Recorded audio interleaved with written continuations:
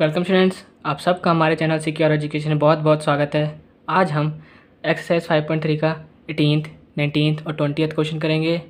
तो वीडियो को देखने से पहले आप हमारे चैनल को सब्सक्राइब जरूर कर दें और बेल आइकन भी दबा दें ताकि आप हमारी वीडियोस मिस ना कर पाएँ। तो स्टार्ट करते हैं। 18th क्वेश्चन है, spiral is made up of successive semi circles with centre alternately A and B, starting with center at A of radius 0.5 cm, 1 cm, 1.5 cm and 2 cm as shown in figure। हमें क्या बताया कि एक spiral बनाया गया है। तो हमें बताया है कि वो A पॉइंट से स्टार्ट हो रहा है सेंटर लेके, जैसे कि ये L1 है स्पायरल, जो हाफ स्पायरल बना है उसका सेंटर क्या है, A है, आप देख रहे हैं। उसके बाद जो अगला स्पायरल बना है ये L2, उसका सेंटर क्या है, B है। फिर देख रहे हैं जो L3 है अगला स्पायरल जो बन रहा है ये, उसका सेंटर क्या है, वो उसका सेंटर फिर से A है। तो ऐसे चलते जा रहा है। तो हर बाई रेडियाई 0.5 सेंटीमीटर इंक्रीज हो रहा है। मतलब कि अगर जो पैरा स्पायरल है L1 उसका रेडियस है 0.5 सेंटीमीटर, उसके बाद जो L2 है दूसरा स्पायरल जो B सेंटर से बन रहा है तो उसका रेडियस क्या है 1 सेंटीमीटर। ऐसे इंक्रीज़ हो रहा है 0.5 सेंटीमीटर। तो हमें बताना है what is the total length of such a spiral made up of 13 consecutive semi circles. तो हमें बताना है कि जैसे कि ये L1, L2, L3, L4 है, तो ऐसे अगर हम 13 बार करें, मतलब कि L13 बारी, तो हमें बताना है कि वो कितना लेंथ यूज़ होगा। तो सॉल्व करते हैं। आपको पता है बच्चों की जो सर्कल है, सर्कल होता है उसका जो पेरीमीटर कहते हैं जिसको हम कहते हैं सर्कमफ्रेंस, तो उसका फॉर्मूला क्या होता है, पेरीमीटर ऑफ सर्कल, उसका फॉर्मूला क्या होता है 2πr।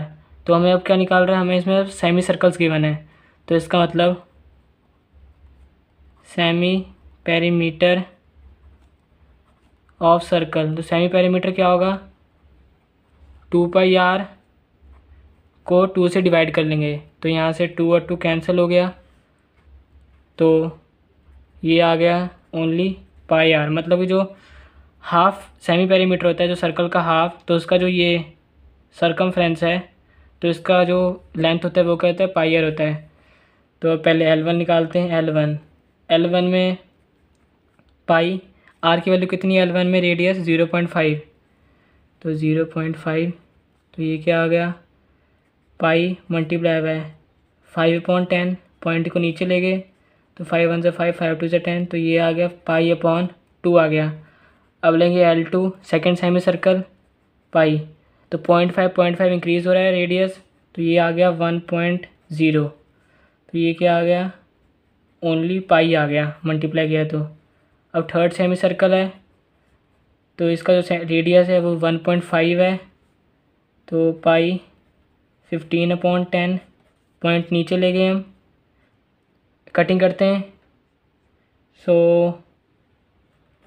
5 3 ज़ा 15, 5 2 ज़ा 10, तो ये क्या आ गया 3π/2। तो आप देख रहे हैं कि जो L1, L2 एंड L3 है दैट इज़ लेंथ है, जो length of semi circle form an AP। देख रहे हैं कि वो AP बना रहा है कैसे, पहले पाई आ गया पेरीमीटर, सेमी पेरीमीटर, फिर आ गया π/2, सॉरी पहले π/2 आ गया, फिर आ गया पाई, उसके बाद 3π/2 and up to sum up to 13 consecutive तक, 13 सेमी सर्कल तक। तो यहाँ से D की वैल्यू निकालते हैं। D क्या आ गया π/2, D तुम्हें पता है हाफ है 0.5 है, तो पाई के फॉर्म में निकाल लेते हैं। तो 3π/2 थर्ड टर्म से ट्राई करें, third term minus second term pi, तो ये क्या आ गया, एलसीएम ले लेंगे। 2 के टेबल में 2 सेम, 3π, 1 के टेबल में 2 कितने ज़्यादा, 2 ज़्यादा, 2 मल्टीप्लाई बाई पाई 2π, तो 3 - 2 ये क्या आ गया पाई, 3π - 2π π/2। तो D की वैल्यू π/2 आ गई, और A की वैल्यू तुम्हें पता है फर्स्ट जो कि π/2 है, और हमें N भी पता है कितना है हमें 13 सेमी सर्कल्स का निकालना है, तो इसका मतलब हमें सम ऑफ 13 टर्म्स निकालना है। 13 हो गया तो S13, तो अप्लाई करते हैं formula n/2 2a plus n-1 into d. तो ये हो गया, तो S13 equals to 13/2 2 multiply by first term क्या था हमारे पास π/2 2a plus n13 into D की वैल्यू क्या थी हमारे पास 1/π/2।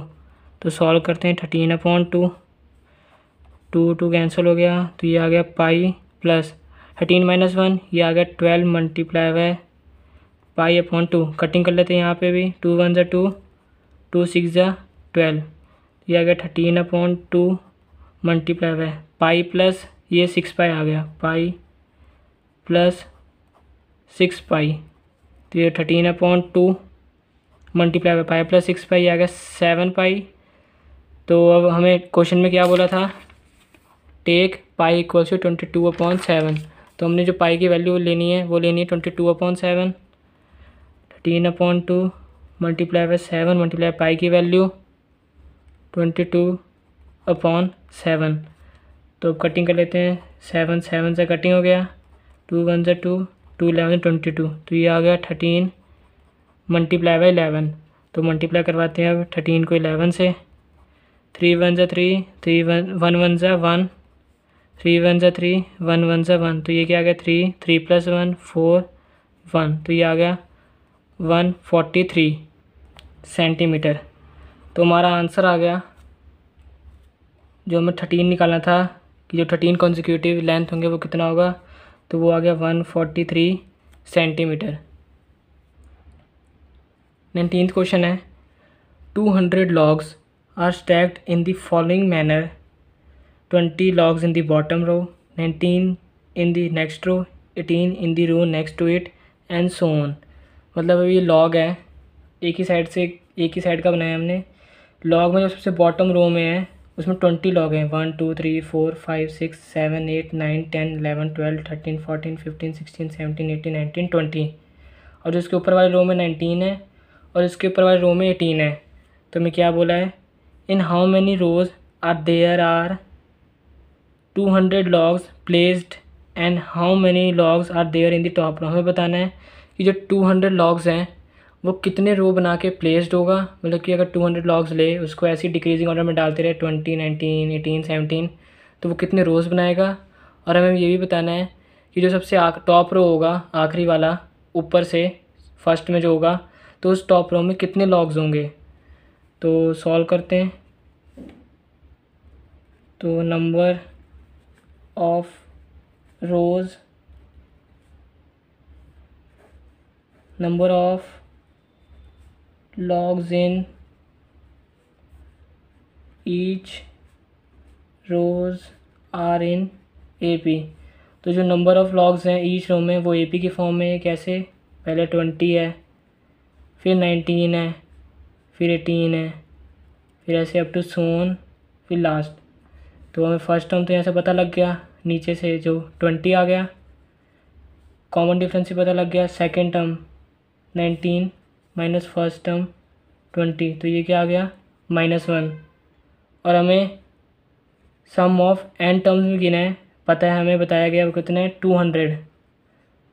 तो अभी क्या निकालना है, कितने n की वैल्यू निकालनी है। तो सॉल्व करते फॉर्मूला अप्लाई करेंगे Sn का, Sn equals to n/2 2a plus n-1 into d.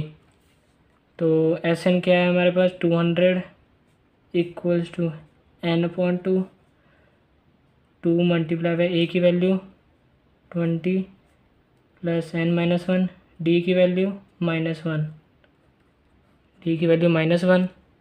तो ये आ गया 200 इक्वल्स टू n/2 2 को 20 से किया, ये क्या आ गया 40 प्लस मल्टीप्लाई किया तो n-1 को n से करेंगे तो ये आ गया -n, -1 को -1 से मल्टीप्लाई करेंगे तो माइनस माइनस प्लस ये आ गया 1।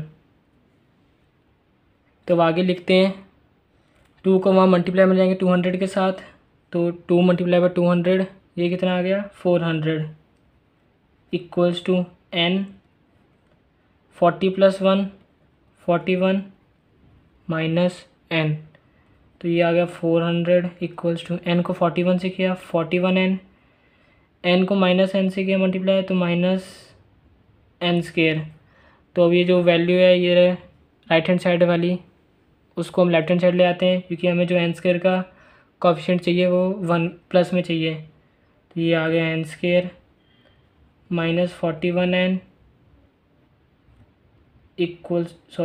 Plus 400 equals to 0। ये एक इक्वेशन बन गई है क्वाड्रेटिक इक्वेशन। तो हम फैक्टर्स निकाल के सॉल्व करेंगे। तो क्या है हमारे पास n² minus 41n plus 400 equals to 0। तो अब 400 मल्टीप्लाई 1 करेंगे तो ये क्या आ गया 400n²। तो इसका मतलब 400 का वो निकालते हैं, फैक्टर्स निकालेंगे। तो 2 पे पहले 2 से करते हैं, 2 2 ज़ा 4, 2 0 0, 2 0 ज़ा 0, अगेन 2 से 2 1 ज़ा 2, 2 0 ज़ा 0, 2 0 ज़ा 0, फिर 2 पे 2, 2 5 ज़ा 10, 2 0 ज़ा 0, फिर 2 पे 2 2 ज़ा 4, 1 कैरी में 10 आ गया, 2 5 ज़ा 10, अब ये 5 पे जा रहा है, 5 5 ज़ा 25, 5 1 ज़ा 5।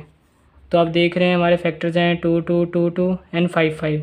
तो हमें ऐसे अरेंज करना है कि 2 फैक्टर्स बनाने हैं ऐसे जिसको प्लस करके माइनस 41 एन है।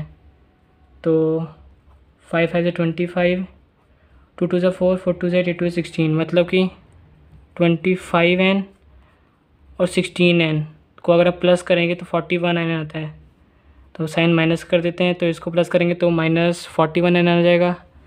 तो ये हमारा राइट है, इसका मतलब n² minus 25n minus 16n plus 400 equal to 0 आ गया। यहाँ से हम n कॉमन ले लेते हैं, ब्रैकेट में n माइनस 25, यहाँ से हम माइनस 16 कॉमन ले लेते हैं, तो ब्रैकेट में आ गया n माइनस 25 इक्वल्स टू 0। तो यहाँ से आ गया n माइनस 16 और n minus 25 equals to 0। Single single कर लेते हैं अब, जैसे कि n माइनस 16 इक्वल टू 0 और n माइनस 25 इक्वल टू 0। तो यहाँ से n की वैल्यू आ गई 16 और यहाँ से l की वैल्यू आ गई 25। तो यहाँ पे n की वैल्यू 2 में आई है, एक है n इक्वल्स टू 16 और एक है n इक्वल्स टू 25। तो n की वैल्यू तो आ गई। अब हमें निकालना है कि जो टॉप रो है, मतलब लास्ट रो तो यही होगा, टॉप से टॉप मतलब नीचे से जो लास्ट रो है वो यही होगा 16 और 25। तो हमें निकालना है कि लास्ट रो में कितने लॉग्स होंगे। तो पहले 16 लेते हैं, n इक्वल्स टू 16 को लेके सॉल्व करेंगे। तो हमें 16th टर्म निकालना है, तो ये आ जाएगा a plus n minus 1 into D. A की वैल्यू क्या है हमारे पास 20 प्लस n 16 माइनस 1, डी की वैल्यू क्या है हमारे पास -1। तो ये आ गया 20 प्लस 16 माइनस 1, ये आ गया 15 मल्टीप्लाई -1, तो ये आ गया 20। 15 को -1 से किया -15, तो 20 माइनस 15 ये आ गया 5। तो अगर 16 रोज़ होंगी तो जो ऊपर नीचे से जो ऊपर लास्ट रो होगा तो वहाँ पे जो नंबर ऑफ़ लॉग्स होगा वो 5 होगा। तो अब n को 25 लेते हैं, जब n 25 होगा नंबर ऑफ़ रोज़ तो क्या आता है, तो हमें 25th टर्म निकालना है। तो a plus n minus 1 into D, A की value 20 plus 25 minus 1 into D की वैल्यू -1, तो 20 प्लस 25 माइनस 1 ये आ गया 24, -1 मल्टीप्लाई में 20, 24 मल्टीप्लाई बाय -1 ये आ गया -24, 20 मल्टीप्लाई बाय -24 ये आ गया -4। तो अब देख रहे हैं कि अगर हम 25 रोज़ लेते हैं तो इसका मतलब जो लास्ट रो में लॉग्स होगी वो -4 होगी। तो ऐसे तो हो नहीं सकता कि -4 एक नंबर हो लॉग का, तो ये पॉसिबल नहीं है, नॉट पॉसिबल, नॉट पॉसिबल। तो ये राइट है हमारा a इक्वल्स टू 16। तो इसका मतलब हमारा आंसर आ गया है देयर आर 16 रोज़ एंड मतलब 16 रोज़ है उसमें and 5 logs placed in the top row, और जो लास्ट रो है नीचे से ऊपर जो फर्स्ट रो होगी उसमें कितने लॉग्स होंगे, 5 लॉग्स। 20th क्वेश्चन है, in a potato race a bucket is placed at the starting point. एक पोटैटो रेस है तो बकेट प्लेस है स्टार्टिंग पॉइंट पे, which is 5 metre from the first potato. ये जो मैंने सर्कल्स बनाए हैं ये पोटैटो एक्चुअली, तो जो फर्स्ट पोटैटो है वो बकेट से 5 मीटर की डिस्टेंस पे बैठा हुआ है। And the other potatoes are place 3 metre apart in a straight line. और जो बाकी के पोटैटोज़ हैं वो एक दूसरे के साथ, मतलब कि पहला पोटैटो तो बकेट के साथ 5 मीटर के डिस्टेंस पे, फिर जो दूसरा पोटैटो है वो पहले के साथ 3 मीटर के डिस्टेंस, जो तीसरा है वो दूसरे के साथ 3 मीटर के डिस्टेंस, मतलब सब 3-3 मीटर के डिस्टेंस के साथ बैठे हुए हैं एक दूसरे के साथ। There are 10 potatoes in the line, और टोटल पोटैटोज़ हैं ये रो लाइन में वो 10 पोटैटोज़ हैं। तो एक competitor start from the bucket, picks up the nearest potato, runs back with it, drops it in the bucket. इसमें क्या बोला कि कॉम्पिटिटर ने यहाँ से बकेट से स्टार्ट किया, वो पहले भागता हुआ गया पहले पोटैटो के पास, फिर उसने भाग के उसको बकेट में डाला, मतलब उसने कितना डिस्टेंस कवर किया फर्स्ट पोटैटो को लेने में, पहले गया वो लेने उसको 5 मीटर, फिर उसको ड्रॉप करने गया 5 मीटर, टोटल कितना हो गया 10 मीटर। फिर क्या है, runs back to pick up the next potato, runs to bucket and drop it. उसके बाद वो फिर से दूसरे पोटैटो के पास गया जो कितने डिस्टेंस की दूरी पे था 5 + 3 मीटर, तो कितना आ गया 8, मतलब कि वो फिर से 8 मीटर की डिस्टेंस की दूरी पे पोटैटो को पिक करने गया, फिर उसको वापस आके उसने ड्रॉप किया, मतलब टोटल डिस्टेंस उसने कितना कवर किया 8 + 8 16। She continues in the same way until all the potatoes are in the bucket. उसने ऐसी सारे पोटैटोज़ के लिए किया कि पहले वो उसको उठाया उसने, फिर उसको बकेट में डाला। So what is the total distance the competitor has to run, तो सब हमें बताना है कि उसने टोटल कितना डिस्टेंस कवर किया सब पोटैटो को उठाने में। तो सॉल्व करते हैं, अकॉर्डिंग टू कंडीशन चलेंगे, अकॉर्डिंग टू कंडीशन में क्या है कि जब उसने पहला पोटैटो उठाया 5, फिर से ड्रॉप किया यानी फर्स्ट +5, तो उसने टोटल डिस्टेंस कितना कवर किया 5 + 5। सेकंड पोटैटो में मैंने क्या बताया था आपको, उसने 5 + 3 कवर किया मतलब 8। देखो पहले उसने 5 कवर किया फिर उसने ड्रॉप किया उसको, तो टोटल 5 + 5 हो गया। फिर उसने 8 कवर किया 5 + 3 फिर ड्रॉप किया तो 8 + 8, फिर उसने 8 + 3 11, मतलब फिर 11 कवर किया, पोटैटो को उठाया पिक किया फिर उसको बकेट में डाला, मतलब 11 + 11। तो इसका मतलब ये आ गया है 8 + 8 फिर 11 + 11 and up to so on. तो ये कि प्लस कर लेते हैं, ये क्या आ गया 5 + 5 10, 8 + 8 16, 11 + 11 ये आ गया 22 अप टू सो ऑन। तो यहाँ से हमारा ए आ गया 10, डी की value second term minus first term, तो ये क्या आ गया, तो सेकेंड टर्म क्या है 16 माइनस फर्स्ट टर्म 10, तो ये क्या आ गया 16 - 10 ये आ गया 6। इसका मतलब हमारा कॉमन डिफरेंस 6 आ गया। और हमें एन तो पता है कितने पोटैटोज़ हैं, देयर आर टोटल 10 पोटैटोज़। तो अब सम ऑफ निकालते हैं 10 पोटैटोज़ का कि डिस्टेंस कितना कवर किया है, तो n/2 2a + n - 1 × d। तो n की वैल्यू क्या है टोटल 10/2 2 मल्टीप्लाई बाई a की वैल्यू 10 + 10 पोटैटोज़ है मतलब 10 पोटैटोज़ का सम निकालना है डिस्टेंस का, तो 10 ले लिया 10 - 1 d की वैल्यू आई है 6। तो कटिंग करें 2 × 1 = 2 2 × 5 = 10, तो ये आ गया 5। 2 को 10 से किया 20 + 10 - 1 9 मल्टीप्लाई बाई 6, तो ये आ गया 5 20 + 9 6 = 54। तो 5 प्लस करते हैं 4 + 0 4 5 + 2 7 74 मल्टीप्लाई बाई 5 करेंगे, 74 को 5 से मल्टीप्लाई 5 4 = 20 7 5 = 35 35 + 2 37 तो हमारा आंसर आ गया 370 मीटर। तो आंसर आ गया हमारा टोटल डिस्टेंस